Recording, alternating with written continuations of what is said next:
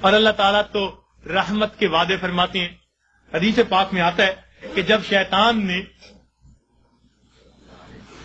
بہکانے کے لیے قسمیں کھائیں اور کہا کہ اے اللہ میں تیرے بندوں کو بہکاؤں گا دائیں سے بائیں سے آگے سے پیچھے سے ولا تجد اکثرہم شاکرین، اللہ یہ اکثر تیرے ناشکرے ہوں گے، تو اس وقت فرشتوں کو بڑی حیرت ہوئی.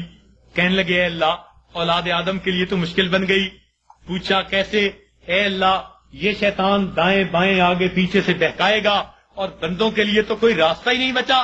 اللہ تعالیٰ نے فرمایا کہ میرے فرشتوں یہ دو سمتوں کو بھول گیا، ایک نیچے کی سمت ایک اوپر کی سمت. میرا گناہگار بندہ جب اپنے گناہوں پہ پریشان ہو کر میرے در پہ آئے گا اور میرے در پر آ کر ہاتھ پھیلا دے گا، چونکہ ہاتھ اوپر کی سمت کو اٹھیں گے، ابھی اس کے ہاتھ نیچے نہیں جائیں گے، میں اس کے گناہوں کو معاف فرما دوں گا. اور جب میرا بندہ اپنے گناہوں سے پریشان ہو کر اپنے سر کو سجدے میں ڈال دے گا، کیونکہ نیچے کی سمت سے شیطان اثر انداز نہیں ہو سکتا، میرا بندہ ابھی سر نہیں اٹھائے گا، میں اپنے بندے کے گناہوں کو معاف فرما دوں گا. تو شیطان نے ایک قسم کھائی تھی، فَبِعِزَّتِكَ، اللہ تیری عزت کی قسم میں تیرے بندوں کو بہکاؤں گا. اللہ تعالیٰ نے اس کے جواب میں فرمایا شیطان مردود تو قسمیں کھاتا ہے میرے بندوں کو بہکانے کے لیے، ورغلانے کے لیے.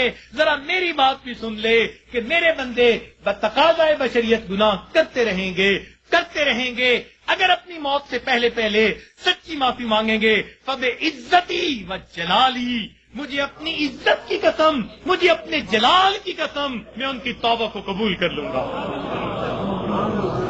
تو شیطان نے بہکانے کے لیے ایک قسم کھائی تھی، رحمان نے معافی دینے کے لیے دو قسمیں کھائی ہوئی ہیں. سبحان اللہ. اس لیے اللہ تعالیٰ کی ہر صفت کا ایک نام ہے، لیکن رحمت کی صفت کے دو نام ہیں، رحمان اور رحیم. اور کوئی صفت ایسی نہیں جس کے دو نام ہو سوائے رحمت کی صفت. وہ تو اتنا کریم آقا ہے، وہ تو بخش کے خوش ہوتا ہے، وہ تو معاف کر کے خوش ہوا کرتا ہے. میں ایک مرتبہ بچیوں کو پردے میں درس دے رہا تھا، ایک جامعہ کی دور حدیث کی بچیاں تھیں، تو ان سے میں نے سوال پوچھا کہ بتاؤ دنیا میں سب سے آسان کام کیا ہے؟ ایک بچی نے جواب دیا کہ اپنی ماں کو منانا. میں نے پوچھا وہ کیسے؟ کہنے لگی جی کہ ہمارا یہ تجربہ ہے کہ ماں اگر اپنے بیٹے سے ناراض بھی ہونا تو بیٹی سے پوچھتی پھرتی ہے، اس نے روٹی کھا لی، اس کا بستر تو نے بنا دیا، اس کے کپڑے تو نے ٹھیک کر دیے. اب اوپر سے ناراض پھر رہی ہے، مگر ماں کی مامتا اس کو مجبور کر رہی ہے، لہذا بیٹی سے پوچھتی پھرتی ہے، بیٹی کے ذریعے اس کو کھانا پہنچا رہی ہے. دل سے ناراض نہیں، خفا تھی، بچے نے ستایا مگر دل سے خفا نہیں، اس لیے پوچھتی بھی پھر رہی ہے کہ بچے کو سب چیزیں مل گئی یا نہیں مل گئی. تو وہ کہنے لگی کہ جب ماں کی مامتا کا یہ حال ہے تو ماں کو منانا بہت آسان ہوتا ہے. میں نے کہا ہاں ماں کو منانا آسان صحیح، پھر بھی ماں کے پاس آنا پڑتا ہے. بچہ آ کر کہہ دے امی معاف کر دیں، ماں معاف کر دیتی ہے. بچہ آ کر ماں کا جسم دبائے، امی معاف کر دیں، معاف کر دیتی ہے. ہاتھ جوڑ دے، معاف کر دیتی ہے. اگر پھر بھی معاف نہ کرے، بچہ رو پڑے، ماں سے کبھی بیٹے کے آنسو نہیں دیکھے جاتے.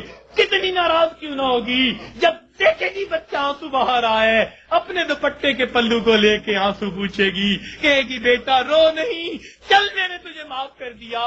تو ماں کو منانا دنیا میں اتنا آسان ہے. بچیاں کہنے لگیں، میں نے انہیں اس وقت بتایا کہ دیکھو ایک اور ذات ہے جس کو منانا ماں کے منانے سے بھی 70 گنا زیادہ آسان ہے، اور وہ پروردگار عالم کی ذات ہے. ماں کو تو پھر بھی زبان سے کہنا پڑے گا، پاؤں پکڑنے پڑیں گے، ہاتھ جوڑنے پڑیں گے، آنسو بہانے پڑیں گے. ایک وہ پروردگار ذات ہے جس کے سامنے بندہ تنہائی میں بیٹھا ہو، فقط دل کے اندر نادم ہو جائے، دل کے اندر شرمندہ ہو جائے اور دل میں پکارے پروردگار گناہوں کی معافی چاہتا ہوں، میں نے سچی توبہ کر لی، اللہ میں نے صلح کر لی، مجھے اپنا بنا لے، شیطان کے پنجے سے چھڑا لے. کوئی ہاتھ نہیں ہلایا، کوئی اس نے زبان سے لفظ نہیں نکالا، فقط دل کی ندامت کو قبول کر کے اللہ تعالیٰ اپنی ناراضگی کو دور فرما دیتے ہیں. تو اللہ رب العزت کو منانا ماں کے منانے سے بھی 70 گنا زیادہ آسان ہے. تو اپنے رب کو منا لیجئے. ابن قیم رحمت اللہ نے عجیب واقعہ لکھا، فرماتے ہیں میں گلی میں جا رہا تھا، میں نے دیکھا ایک دروازہ کھلا، ماں اپنے بچے کو مار رہی ہے، تھپڑ لگا رہی ہے اور کہتی ہے تو نے مجھے بڑا ذلیل کیا، بڑا پریشان کیا، نافرمان ہے، کوئی بات نہیں مانتا، نکل جا میرے گھر سے۔ وہ بچہ رو رہا تھا، دھکے کھا رہا تھا۔ جب گھر سے باہر نکلا ماں نے کنڈی لگا دی۔ فرماتے ہیں میں کھڑا ہو گیا، ذرا منظر تو دیکھوں۔ بچہ روتے روتے ایک طرف کو چل پڑا، ذرا آگے گیا، نکر سے پہلے واپس آ گیا، پھر دروازے پہ کھڑا۔ میں نے پوچھا بچے واپس کیوں آ گئے؟ کہنے لگا سوچا تھا کہیں اور چلا جاؤں، پھر دل میں خیال آیا مجھے دنیا کی ہر چیز مل سکتی ہے، مجھے ماں کی محبت نہیں مل سکتی، میں اس لیے واپس آ گیا ہوں۔ محبت ملے گی اسی در سے ملے گی۔ کہتے ہیں بچہ بات کر کے وہی بیٹھ گیا، میں بھی وہی بیٹھا۔ بچے کو نیند آئی، اس نے دہلیز پہ سر رکھا سو گیا۔ کافی دیر گزری، ماں نے کسی وجہ سے دروازہ کھولا، ضرورت کے لیے باہر جانا چاہتی تھی، بیٹے کو دیکھا دہلیز پہ سر رکھے سو رہا ہے۔ اٹھایا، کیوں دہلیز پہ سر رکھے سو رہے ہو؟ امی مجھے دنیا میں کوئی دوسری ماں نہیں مل سکتی، میں اس دہلیز کو چھوڑ کے کیسے جاؤں؟ فرمایا بچے کے الفاظ سے ماں کی آنکھوں سے آنسو آ گئے، بچے کو سینے سے لگا لیا۔ میرے بیٹے جب تیرا یقین ہے اس گھر کے سوا تیرا گھر کوئی نہیں، میرے در کھلے ہیں، آ جا، میں نے تیری غلطیوں کو معاف کر دیا۔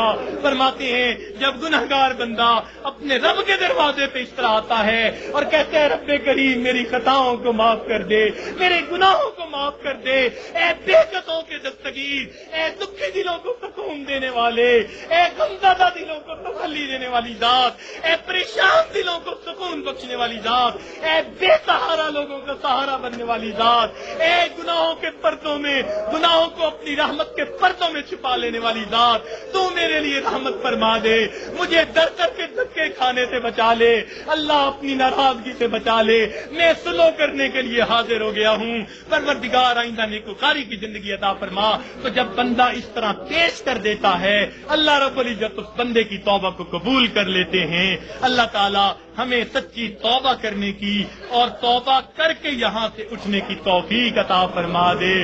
وآخر دعوانا ان الحمد